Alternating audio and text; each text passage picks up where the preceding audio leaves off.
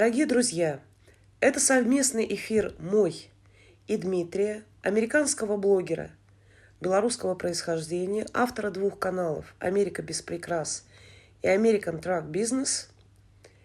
К сожалению, первые 5 минут у нас возникли проблемы со звуком, поэтому здесь вы увидите эфир, начиная с 5-й минуты. Перед эфиром я ставлю видео, записанное лично Дмитрием, со встречи Светланы Тихановской в Америке с некоторыми представителями диаспоры в церкви. Отстаивать свои права. И я так думаю, что и три женщины, які приймали уділ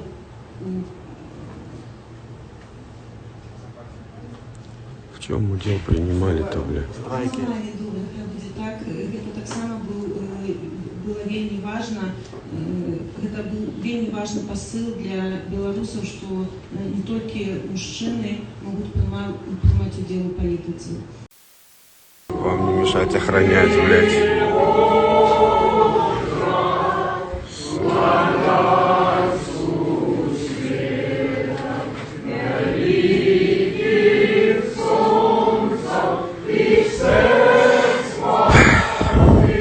Собачье сердце, помните, да?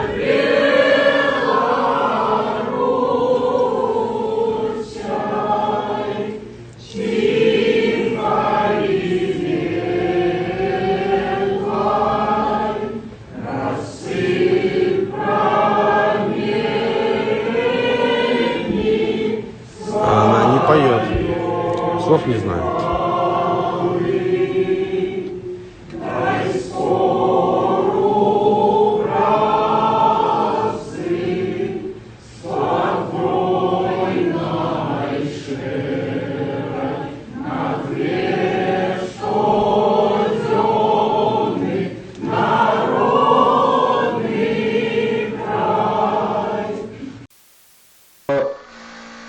Понимаешь, у них одна вообще-то цель. Они думают сменить одного князя на другую царицу, да, или одного царя на царицу. Они вообще себе... Да, они не представляют вообще, что происходит. И им это не нужно, они не хотят этого делать, понимаешь? Они не хотят думать. Абсолютно не хотят. И поэтому... Хотя бы прагматизм, извини, что перебила, они же дают деньги. Они же дают. Вот, они деньги дают, а потом ноют, куда ушли их деньги, а потом опять собираются и опять дают. Это, понимаешь, это такое состояние человека, который вообще не хочет думать. Ему сказали, надо собрать деньги для какой-то победы, с кем-то они собираются победить, вообще непонятно, что они собираются. Они даже не знают, против чего они борются, понимаешь? Они не знают, кто их враг. Они думают, что их враг это Лукашенко. Это все. Вот они просто видят в нем какого-то врага. Они не понимают, что Лукашенко сам по себе это просто Лукашенко. А враг сидит где-то там далеко за 900 километров. Основной, который этого Лукашенко держит, собственно говоря. Они думают, что если они поменяют одного царя на другого, то станет хорошо. Вот и все. Они просто не хотят задумываться. К сожалению. Понимаешь?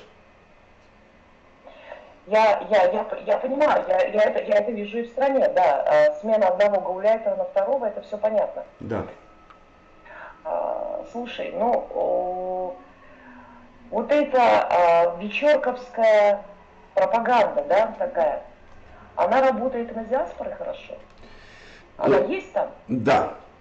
Да, вечерка это вообще отдельный разговор, да, мы же все знаем, кто такой Вечерка, кто такой Венцук Вечерка, который в свое время разрушал БНФ и успешно по заданию определенных структур. И тут в этом случае я всегда уже об этом, я уже точнее говорил много раз об этом, давно, в прошлом году говорил, что яблоко от яблони упало совсем недалеко, рядышком, только более такое продуманное. Если Венцук действовал, понимаешь, так топорно, там замки поменять, так, я просто некоторые знаю ситуации, да, то Франек, он более хитрый.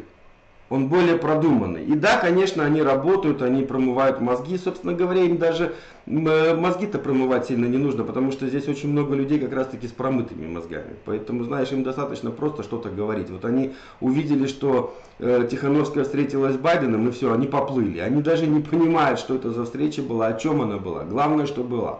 Понимаешь, для них это такой символизм, если это можно назвать. встретилась. Ну а толку с этого? Все, мы Да. победили. Да, да, вот все, мы уже сделали 100 шагов вперед, понимаешь? То, что мы до этого сделали 2000 назад, это не важно. Главное, что мы вот с кем-то она встретилась. У меня же с Фрэноком связана история, ты, наверное, не знаешь. Мы когда здесь зарегистрировались Угу. и открыли Minovito онлайн, Угу. я изначально понимала, что я буду говорить, что думаю. Все как-то так завязалось. Сначала я была вынуждена уехать как политэмигрант в связи с дружбой с Николаем Махтуховичем.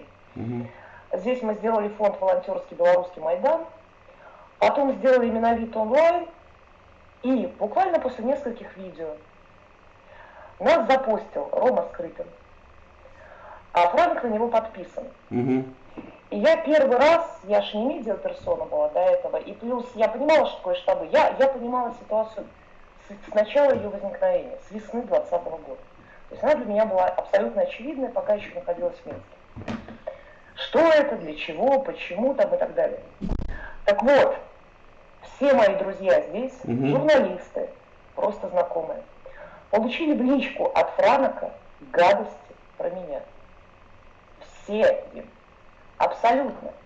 То есть это было сначала там агент КГБ, потом агент ФСБ, потом бизнес работала с Россией, потом русофобка. Русофобка на Украину не проходит, значит русофилка скрытая. Ну, в общем, вот такое у меня знакомство с Франоком. И один из журналистов предложил нам встретиться с ним в прямом эфире, он отказался, безусловно. Но по большому счету, кто я такая? С одной стороны, но с другой стороны, даже такой маленький канал, который появился Minovito онлайн, который думал иначе, который что-то... Я к этой вертикали, которая отслеживает любое инакомыслие. Сразу включается вот эта грязь. Зачем приезжала Тихановская? Скажи. В Штаты? Да. Я сказал об этом раньше, наверное, чем вообще кто-то подумал искать какую-то причину. Я даже знал примерную сумму, за которой Тихановская приезжала в Штаты. Она, конечно же, приехала попрошайничать деньги для штаба. Но нужно понимать, что сама по себе Тихановская это просто ширма. Это такая, знаешь, как называется, вот эта кукла, которую дергают за веревочки, по сути дела, потому что она же ведь никто. Ты даже, наверное, видишь по высказываниям, которые она говорит, это просто, она иногда что-то скажет, у меня просто взрывается мозг, да, вот когда она недавно сказала, что это не геополитический вопрос, я просто не знал даже как откомментировать, то есть у меня хороший словарный запас, но мне хотелось сказать все одними матами только, понимаешь? Вот, конечно же, они приезжали за деньгами, это очень важно, я знал примерно об этом где-то, наверное, недели за полторы, но дней за 10 я знал, что они поедут за деньгами. Разговор шел то ли о 15, то ли о 13 миллиардах. Поэтому они потом... Ну, ты же посмотри, что они заявили недавно, что если они придут к власти, то у них хватит денег, чтобы рассчитаться со всеми долгами Беларуси.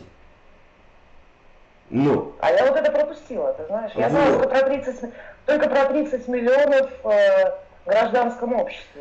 Там как раз таки, они все это, понимаешь, там все это хитро обыгрывают, но совсем недавно, вот, по-моему, вчера или позавчера была такая информация, что, значит, они заявили, что если мы придем, если Тихановский станет президентом, у нас будет достаточно денег, чтобы погасить все долги. Ну, это, конечно, смешно, потому что всех долгов, это вообще-то ничего не решает, на самом деле. Я про эти долги, в основном это долги Кремлю, да, я говорил, что это должны быть очень-очень длинные суды, которые должны длиться десятилетиями, чтобы эти деньги не отдавать, потому что мы их не видели, они не для народа были. Кто их взял, тот пускай и отдает. Если его нету, или он не может отдавать, до свидания, потому что вы давали деньги психу. Скажем вот так. Но они, конечно же, приезжали за деньгами, и один из вопросов, который они очень хотели обсудить, это вот этот пресловутый план Маршалла 2.0 для Беларуси. И там как раз таки проскакивала такая цифра, что это будет 10 миллиардов. Понятное дело, что основной, значит, я не знаю, там основные средства будут выделять США, и поэтому очень важно было попасть в США, и очень важно было попасть в Белый дом, да, но официального приглашения никакого не было, поэтому это были все, два захода в Белый дом, это были такие туристические походы. Второй раз получилось. Кто-то слил из Белого дома, что будет возможность такая ситуация, что Байден с кем-то там будет разговаривать по телефону, потом выйдет, значит, в комнату переговорную, и вот в этот момент мы его и поймаем. Ну, собственно говоря, так оно и получилось. Они срочно отложили все перелеты в другое место и полетели обратно в Вашингтон. Так произошла встреча. Вот. Я тебя как раз об этом хотела спросить, почему все-таки Байден согласился? Хотя бы на такую туристическую. Тут есть два вопроса. Первый вопрос, это прежде всего, он не согласился, ему посоветовали для того, чтобы дать маленький такой сигнал, значит, Кремлю, что мы держим ситуацию под контролем, и в случае чего мы вполне как бы готовы наладить какие-то контакты. Но это не было согласия Байдена, что да, давайте встретимся. Потому что если бы это было да, давайте встретимся, то это был бы час, 40-50 минут, как минимум. Это была такая дежурная встреча в коридоре, случайная. Так было все обыграно, со стороны Байдена, по крайней мере. Вот. Но ни в коем случае это не было никакого официоза, это надо понимать. И я вчера своим подписчикам сказал, обратите внимание, что у Тихановской на руке желтый браслетик. Такие, которые, допустим, дают в гостиницах или еще где-то, когда вы там приезжаете, селитесь на отдых, all-inclusive, да, вам вешают браслет, вы ходите по территории, кушаете, делаете все, что хотите. Такая же схема работает в Белом доме, когда ты идешь на экскурсию, ты проходишь контроль, тебя проверяют, что при тебе там ничего не было, каких-то веществ, там еще чего-то, и, конечно, этот браслет. Поэтому это не была официальная встреча, потому что на официальную встречу ты никакого досмотра не проходишь, и никакой браслет тебе на руку не клеит.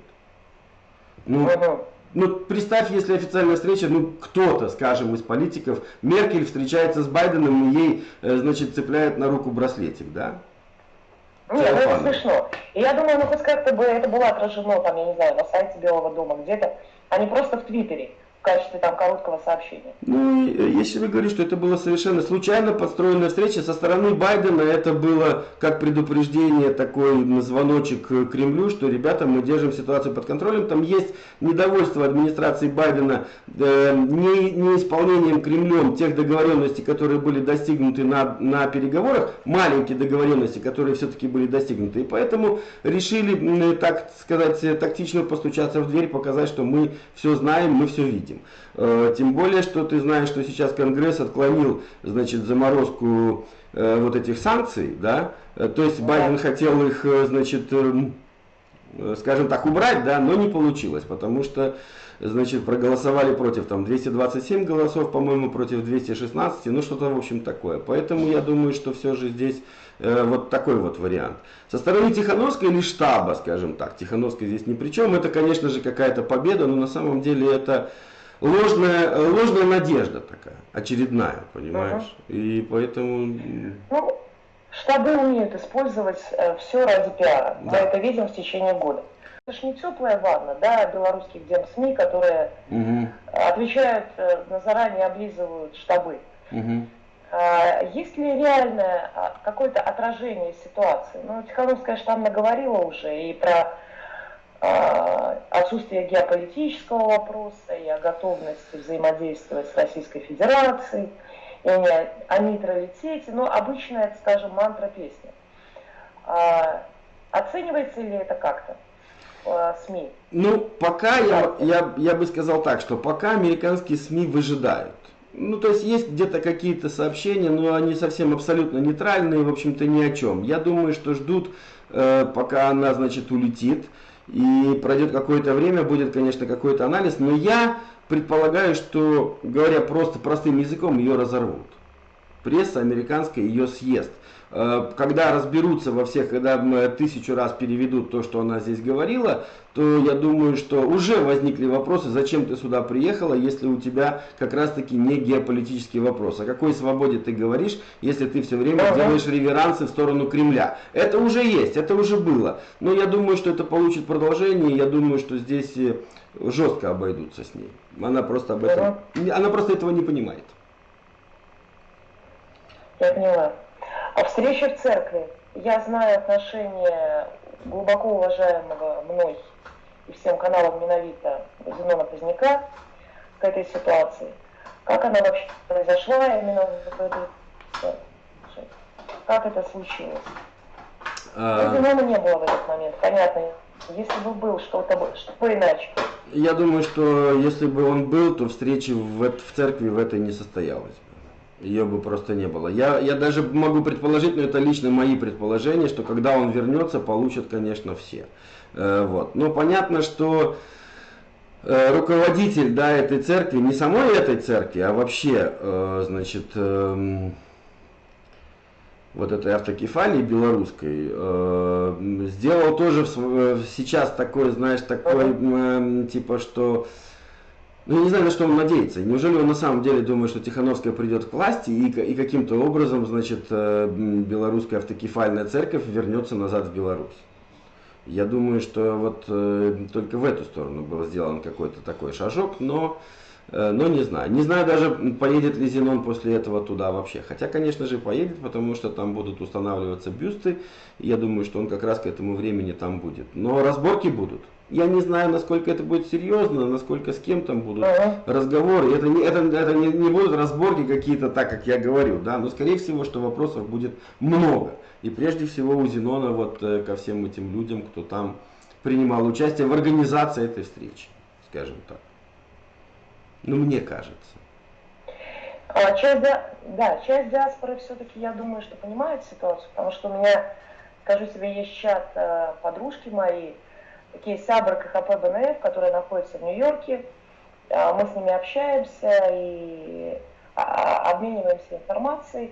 Но я так понимаю, что они достаточно давно перестали общаться с диаспорой настолько плотно, потому что, ну, вот этот вой невероятных, который был агрессивный. Мы сегодня, знаешь, разместили в телеге парень айтишник, который, по-моему, делал какие-то работы для Зенона, написал это Анастасии, которая вела эту встречу, задал ей вопрос по поводу, ты журналист или подсадная утка, что это вообще за бредятина, да? И я сброшу потом, тебе вот посмотришь. И он это опубликовал, он нам сбросил. Там такой идет поток говна в сторону Поздняка. Он еще даже не успел сказать, по большому счету, ничего про Поздняка. Он просто заявил позицию, да, про кремлевско-газпромовский проект, но там уже идет такая дискредитация. И это смотреть печально. Я чувствую, что сейчас это усилится. И Зенон как символ национально-освободительной борьбы, как символ правды и так далее, будет и дальше опускаться штабами и прочее. Я о чем хотела спросить. Должна же быть некая тусовка в Америке, должна же быть некая сила его последователей, которая может сделать какой-то противовес. Вот есть ты, да, и я вижу первого человека, первый YouTube-канал в твоем лице, который говорит правду. Спасибо. Почему нет других? Слушай, я сейчас тебе поясню немножко. Я, во-первых, очень хочу встретиться с Зеноном, и если у меня получится, я хочу сделать запись для того, чтобы им, возможно, потом нарезать вот это видео с марионеткой и с настоящим человеком, с лидером, да, кто как говорит, кто как отвечает на вопросы. Это в идеале, конечно. Теперь то, что касается людей, которые понимают, что происходит. Они есть. Но, к сожалению, не все из них могут говорить. Я уже говорил по разным причинам. Кто-то находится под политическим убежищем при оформлении документов и все такое. И они, конечно же, боятся высказываться, не то, что там где-то даже на Фейсбуке писать. Но я общаюсь со многими людьми, и многие понимают, что происходит. Да, действительно, они там были вот на этом слете, значит, опыленных, да, в Нью-Йорке. И потом мне там несколько человек позвонило, сказала, что ну это просто... Человек говорит, я поехал просто посмотреть, на самом деле, сколько нас там, вот как-то так. Но он говорит, ну это же какой-то, я не знаю, там, как у этого, как этот говорил Карцев, это же какой-то позор. Помнишь, в «Собачьем сердце»? Ты хорошо сказал про «Собачье сердце». Кстати, это прям, даже если ты не сказал, я уже к тому моменту об этом думала, просто мысли сошлись. И тут ты говоришь про «Собачье сердце», но это так. Кстати говоря, они пели «Могутный Боже», и это классно, конечно, это все хорошо, но, к сожалению, картинка у меня просто, вот я в тот момент, когда снимал, она у меня просто, понимаешь, это... Суровые годы ухода в борьбе. Да, по поводу журналистики, честной и нечестной. Вот эта девушка, которая брала интервью, она, когда перед самым началом, буквально за пару минут, значит, раздавала листочки, говорила, пишите вопросы. Мы отберем, значит, каких-то там 5 или 6 вопросов, но дело в том, что эти вопросы уже были написаны ей и заранее переданы. И, значит, у этой девушки, которая отвечала на вопросы, у нее уже были ответы на вопросы. Вот. Единственное, что она, значит, немножко понимала, что ей нельзя смотреть все время в эту планшетку и читать оттуда ответы, да, поэтому она пыталась сказать своими словами, но поскольку и косноязычная, и естественно, что она ничего, собственно говоря, хорошего, но это выглядело кошмарно, мне было очень стыдно. Я даже не знал, мне хотелось в некоторые моменты, мне хотелось провалиться, понимаешь, там под землю. Я не хочу, чтобы меня представлял такой человек. Уровень интеллекта подростка, он же изначально был виден.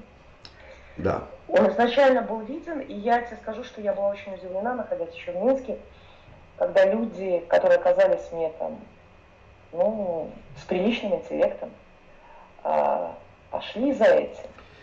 Причем говорили, что это хорошо, нормально, такое ощущение, вот я вчера записывала реплику, что, знаешь, просверлили мозг. Абсолютно одинаковые там возражения, там, абсолютно одинаковая риторика, под копирку. Вот. Да, интеллект подростка он был виден сразу. Просто единственное, что мне кажется, за год ее немножко натренировали, все-таки она как-то так, ну, да. Периодически речь поприличнее, но суть, конечно, суть остается. Скажи, может, у тебя есть ко мне какие-нибудь вопросы? Слушай, я не знаю, мы, наверное... Понимаешь, мы уже все вместе потихонечку обсудили все, что только можно. Я сегодня утром, у меня был сегодня длинный заезд на велосипеде, я ездил и вот все время... Мы настолько все, даже не общаясь многие друг с другом, мы настолько все уже обсудили, что иногда просто даже, ну, я не знаю... что и спрашивают. То, что касается политической вот этой всей вещи, геополитической, про которую кое-кто говорит, что это не важно. Да, но я хотел бы у тебя спросить, скажи мне, как ты вообще пришла к тому, чтобы снимать, чтобы делать свой канал? Почему? Что тебя, раньше ты была не публичный человек, как тебя это вообще, да. Откуда у тебя это пошло? У меня тыркнуло, откуда пошло, да. От друзей. Я когда сюда приехала, я через общих друзей подружилась с Айдером Муждабаевым. Может, ты знаешь, что известный журналист, конечно, русофоб. Я очень давно на него подписана, на Бабченко, на Муждабаева, абсолютно. То есть русофобкой я была всегда. Ну, сколько, во всяком случае, помню эту ситуацию, да, и последние 7 лет. С того момента, как был отжат Крым, в Россию я не ездила, для меня все было абсолютно очевидно. Майдан для меня это было прям вот благость, Украина, нация свободных людей, нация. Здесь тоже достаточно ваты, но они не делают лицо нации, понимаешь, вот это очень важно. Лицо нации делает свободный человек, и это чувствуется здесь, просто летает в воздухе. И когда мне пришлось бежать, там в силу дружбы с Николаем, у меня ребенок, я собралась в течение 2 часов в сентябре, приехала сюда, я просто начала писать. Мы уже общались с Айдером Муждабаевым. И я начала писать, ему нравилось, как я пишу. И он предложил мне сам завести колонку. То есть договорился, у меня появилась в «Украинской правде», это основное издание украинское, у меня появилась блогерская колонка. Она сейчас есть. Я там пишу, поэтому я блогер «Украинской правды». А потом в процессе Мы сделали фонд «Белорусский Майдан». Угу. Он такой волонтерский, он денег не собирал никогда. Угу. Но, понимаешь, меня подтолкнула, сделала публичная сама ситуация. Когда в Киев приехал Николай, по большому счету, я только познакомила его с журналистами. Угу. И потом, когда его уже арестовали в Минске, он уехал. Угу. Вдруг выходит фильм «Тротил протеста», Угу. где мне звонят и рассказывают: слушай, а ты там фигурант вообще.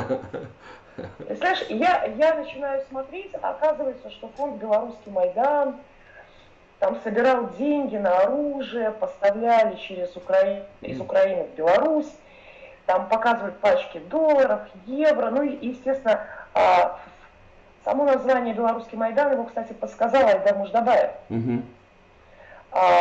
Оно уже токсично для Беларуси как таковое. Вот. А потом меня пригласил просто на интервью в связи с этими событиями Роман Цымбалюк. Угу. Я там сказала, я тебе скажу, что то, что я говорю сейчас, я говорила и летом, Да. и осенью. У меня вообще ничего не изменилось. Да. Вот вообще в моей картинке мира ничего не изменилось. И то же самое, если проследить, я сказала, это была зима. Мы поговорили с Цымбалюком, потом позвонил Рома Скрипин, ему понравилось, потому что они привыкли здесь видеть невероятных белорусов. Знаешь, которые там с БЧБ выходят на Майдан, от Хабаровска до Бреста, да, мы за Навального, ну то есть такой когнитивный диссонанс. Вот. Ну и в процессе я дала интервью Роману Скрипину, потом Айдер пару раз позвал меня экспертом по Белоруссии на свой канал, который вещает в Крым, АТР. Ну и, знаешь, вот как-то так возникло. Ну, если я все равно куда-то говорю, ну, что я не запишу и не скажу. Вот с того и пошло. А дальше полились ушаты грязи. Я думаю, ты это знаешь. Я уверена, что они льются и по отношению к тебе. Сознавайся всегда. Если тебе говорят, что ты агент КГБ, сознавайся, пускай КГБ оправдывается. Конечно, конечно. Мне говорят, что я говорю, да, ну, если там ЦРУ, МОСАД, я говорю, совершенно верно. Только не я на них работаю, они на меня. Пускай и ЦРУ, и МОСАД, и КГБ пускай оправдывается. Ми-6 еще у тебя не было? Было. Ми-6. Это мы все проходили. И Ми-6 тоже, Вот. и все это проходили. Так что... Ну и вот так потихонечку и началось. Мы, естественно, хотим развиться, мы, знаешь, заявились сейчас, как там белорусско-украинский канал «Единых смыслов», Угу. скажем так, в противовес, да, затягивать, потому что весь этот год в белорусских демсми, кроме российских либералов, экспертов-то других нет. Да. Обрати внимание, это же все там, пускай не явно, пускай не с помощью а-ля рекламы Путина, но все равно нас тянут в русский мир. Да, Пускай там с согласен. помощью всяких кацев, там, я не знаю, Миловых и так далее. Поэтому мы решили сделать такой противовес, и финансирование нам надо, мы пытаемся сейчас, вот как-то, может быть, мы его сможем как-то получить в Украине. Угу. Но не будет финансирования, будем идти своим путем. Как ты понимаешь, ни ты, ни я на финансирование штабов рассчитывать точно не можем. Когда мне пишут, что мне там Конгресс платит, еще что-то, я говорю, да, что я теряю гораздо больше, нежели чем нахожу, как бы это смешно не звучало, поэтому я прекрасно тебя понимаю, но просто у меня немножко другая ситуация. У меня есть какой-то бизнес, да, который позволяет мне жить, зарабатывать и вести свой канал. Я могу тебе сказать два слова. Я начинал вообще-то Инстаграм вести. У меня был YouTube канал, но он был только про работу в Америке. И почти за год я провел почти 320 эфиров. То есть я выходил в эфир каждый день. Каждый день с августа месяца, я уж не помню с какого, там с 20-х чисел августа я выходил каждый день. У меня может быть с десяток пропущенных дней, когда я не выходил в эфир, то это я был занят. Вот. Но потом я переключился на YouTube, потому что мне уговорили, что он более безопасен и больше аудитория. Я решил, что ну ладно, я пожертвую своим каналом, который был у меня там. Он так и называется «Америка без прикрас», потому что я начинал рассказывать о работе, как работать, что делать, когда ты попал в Америку, как все это с самого начала, то есть, понимаешь. Поэтому, собственно говоря, я к этому пришел. Вот. Ну и стал разговаривать, конечно, на YouTube. Я считаю что с этого вообще-то нужно было начинать. Дело в том, что наш народ, я в последнее время, правда, жещу, я говорю, что население народа очень мало в Беларуси, это активно. Нации нет точно. Да, к сожалению, я не хочу никого обидеть, я говорю, что те, кто продвинутый, кто понимает, что происходит, это как раз таки и есть народ, да. Среди этого народа еще есть в хорошем смысле националисты, которые говорят на белорусском языке, продвигают нашу вот эту вот, значит, повестку. Все остальные это население. И невозможно победить с населением. С народом возможно победить, с населением нет. И нужно, конечно же, в первую очередь заниматься как раз-таки, знаешь ли, политическим воспитанием, что ли, или просвещением, хотя бы рассказывать людям и говорить для того, чтобы они втягивали в эту воронку все больше и больше людей, чтобы люди начали понимать, что происходит, потому что мы никогда политикой не занимались. Мы дети, я ребенок Советского Союза, и я помню, что в Советском Союзе было то же самое, что происходит сейчас, и то, что эти штабы пытаются продвинуть в будущем. В Советском Союзе говорили: иди работай, ничем не думай, мы все, партия наш рулевой, она все сделает. И у нас не было вот этого переходного периода, вот в Украине 6 президентов сменилось, да, там хорошие они были, плохие они, это не важно на самом деле, важно то, что была сменяемость власти. И было вот это при каждом президенте было что-то такое, что зарождалось, вот нации было больше, больше, больше и больше. Мы этот период проскочили, у нас один секретарь ЦК КПСС сменился на другого, более маленького. Но большой секретарь продолжал маленького содержать. И то же самое было, что вы никуда не лезьте, ходите, работайте, и все будет хорошо, вам политика не нужна. Вот эта фраза «я в политику не лезу», кстати говоря, я могу тебе сказать, она вбита в голову, понимаешь? Она вбита в голову. Не лезьте в политику, то есть живите, делайте, вот вам вот это известное выражение «чарка, шкварка, иномарка», ни в политику не лезь, мы за тебя все сделаем. И люди не понимают, что политика это не хождение с флагами, или хождение там еще с барабанами, там, или на демонстрации, или еще куда-то. Политика это каждый день. Каждый день любое твое действие, которое выходит за рамки твоего жилища, и даже в жилище тоже есть политика. Но все, что происходит вокруг тебя, это и есть политика. Если ты туда не лезешь, значит ты вот просто население. Просто человек... такая подопытная мышка, которая вот родилась, пожила, поработала, поела и умерла. Все. Она тоже никуда не лезет, она даже из клетки не выходит. Собственно говоря, вот моя цель была такая: разговаривать с людьми. Неважно, умею я говорить, не умею, что-то доношу, что-то не знаю, значит, читаю, но вообще в этой теме я был всегда, с самого начала. То есть я все это мониторил, все это читал, многих знал, многих знаю. То есть я всегда этим занимался, потому мне это всегда было интересно.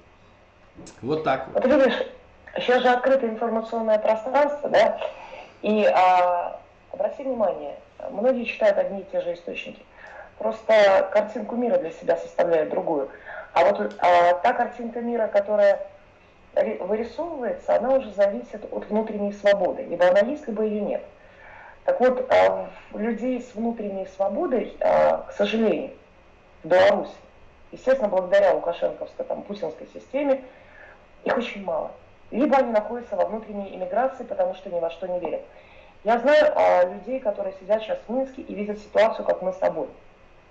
Но они понимают, они не верят. Ну а что им говорить? Понимаешь? А что им говорить? С одной стороны, состояние такого шахматного цугцванга. С одной стороны Лука, с другой стороны невероятное. Две стороны одной медали. Две вертикали.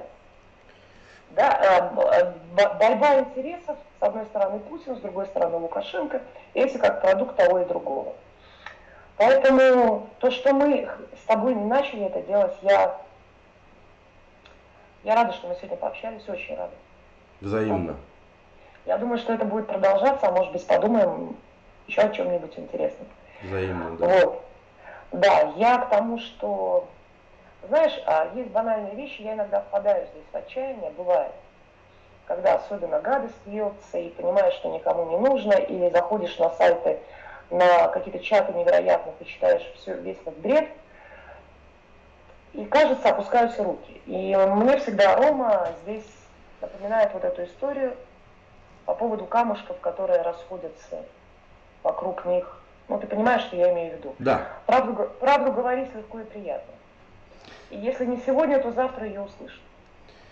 Я бы тебе сказал не отчаиваться, потому что, знаешь, все равно мы... да, нам тяжелее, потому что как раз-таки мы говорим то, что режет ухо, понимаешь? Так. Но рано или поздно это до людей дойдет, до тех, которые с нами сейчас, до них уже дошло. И они будут разговаривать с другими людьми. Как я говорю, не спорьте, ни с кем не ругайтесь, задавайте неудобные вопросы.